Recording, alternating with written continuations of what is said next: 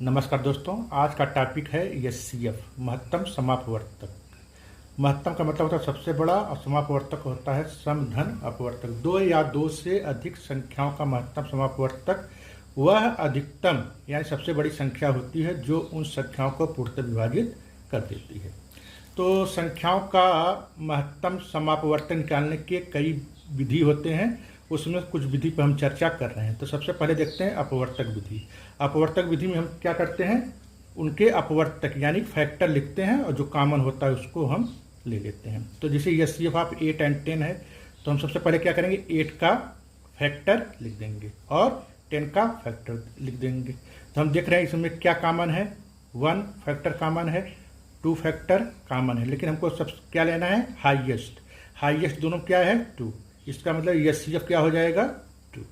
अब अगला देखते हैं एचसीएफ ऑफ 12 और 30। तो सबसे पहले क्या करेंगे, 12 का हम फैक्टर लिख देंगे और 30 का फैक्टर लिख देंगे।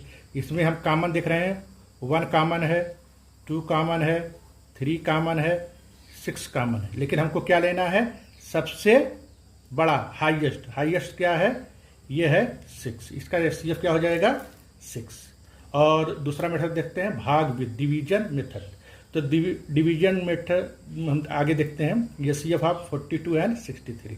इसमें क्या करना होता है, बड़ी संख्या को छोटी संख्या से डिवाइड करेंगे, जो शेष बचेगा उसको भाजक मानेंगे और जो पहले भाजक था उसको भाज्य मान लेंगे और डिवाइड कर देंगे।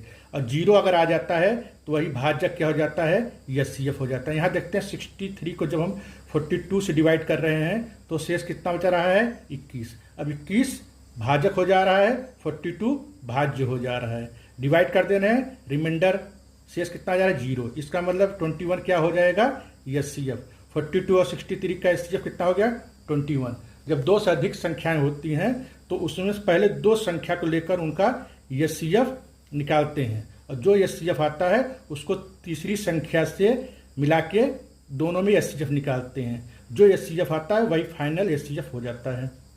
यहाँ देखते हैं 64 और 72 को हम कर रहे हैं, 72 को 64 डिवाइड कर रहे हैं, कितना आ रहा है, शेष 8। और 8 को भाजक मानते हैं, 64 को भाज्य।